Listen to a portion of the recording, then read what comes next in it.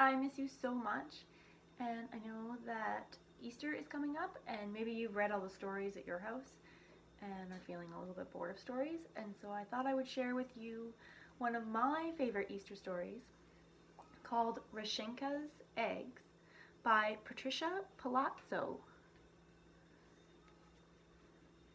And I'm just so excited to share this with you today. Each day, Babushka would take the shell of an egg from her basket and paint it in wonderful designs, using the shapes of stars and flowers, triangles and circles.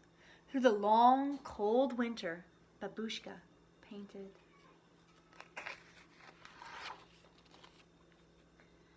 One day, after a snowstorm, Babushka went outside. She could still hear the faint sound of falling snow. It was a sound like soft rain. Herds of caribou came to feed at Babushka's because the grass they usually ate were all covered with snow. "A miracle," she whispered as she fed some. "These wild things have found their way to me."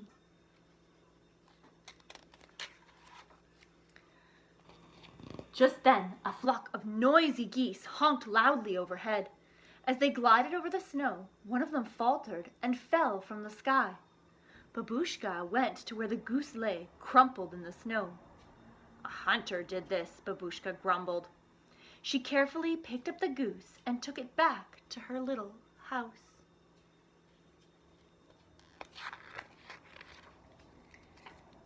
There, she fed the little goose from her own table and put the goose in her best basket lined with the warmest quilt from her very own bed.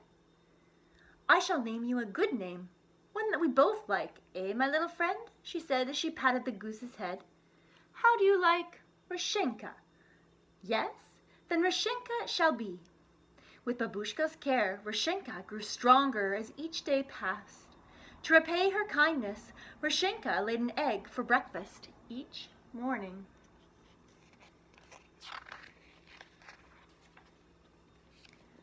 As Reshenka got better, she waddled around the little house, exploring every nook, cupboard, and corner.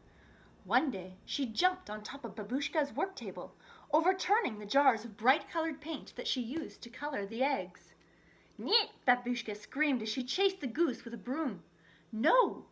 The frightened goose flapped her wings to get away and knocked over the basket of eggs that Babushka had so lovingly painted. The eggs crashed onto the floor and shattered into millions of pieces. They were both very sad. There was no reason now for Babushka to go to the festival. The next morning, Babushka slowly got out of bed, trundled over to Reshenka's basket to get her morning egg.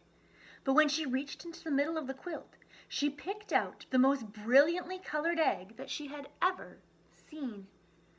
"A miracle," whispered Babushka. "A miracle."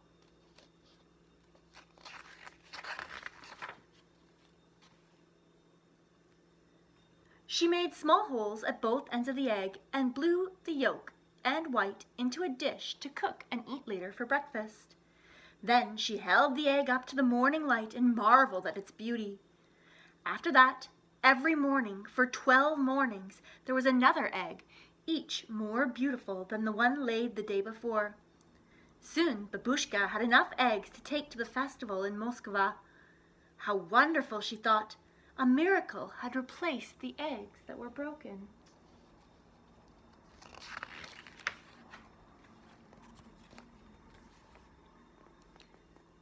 "Spring is here, my little friend," Babushka said to Reshenka the morning of the festival. "Soon you will be flying off to the north with your flock." She bustled to the hearth fire and brewed some of her most favored tea. The two shared a saucer of tea with kulich, a sweet Easter bread. She covered each piece with pashka, a spread of cheese, butter, and raisins. They savored each bit together. "One for you, one for me," Babushka chanted. "Da, da, my little friend. I shall sorely miss you, but you are a wild thing, and a miracle sent you to me. It would not be right to ask you to stay here with me forever." When Babushka left her little house, she took one last look at Reshenka sitting on the doorstep. She waved and then took determined steps for Moskva with the basket of her precious eggs.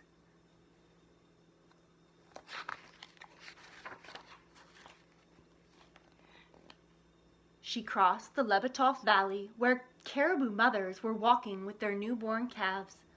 A miracle, she thought. New little lives. A miracle. She crossed the bridge over the Moskva River, and soon she could see the onion domes of old Moskva.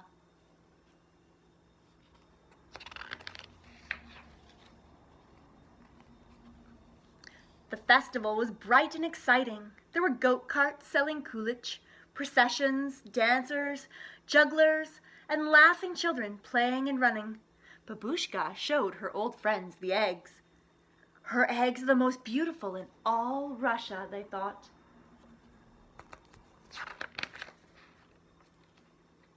Look at them, the elders said. They almost glow, as if the paint is part of the shell itself. The judges picked Babushka's eggs as the most beautiful. Babushka was so happy. She beamed as she looked at the first prize, a feather bed quilt.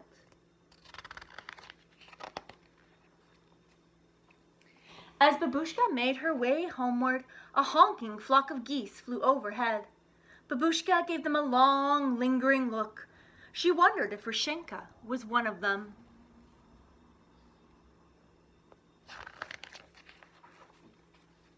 When Babushka arrived at her home that evening, Reshenka was gone.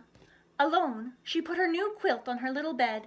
She brewed a cup of tea, ate the last of the kulich and pashka, got into bed with her favorite book of poems, and drifted off to sleep. She hadn't noticed Reshenka's basket. Can you see? But that night, Babushka was awakened from the sound of sleep by an ever so small sound. It was coming from Reshenka's basket. She hobbled closer and saw a glorious egg, but this one was different from all the others. This one quivered and moved. It made tiny muffled sounds. The egg jumped, bumped, rolled, and pitched in the basket. What do you think was inside? Then there was a crack, and Babushka could see the very special gift that Reshenka had left her.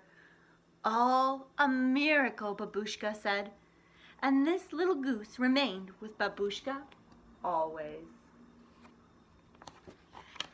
The end.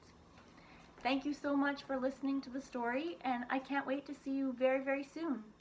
Bye, everybody.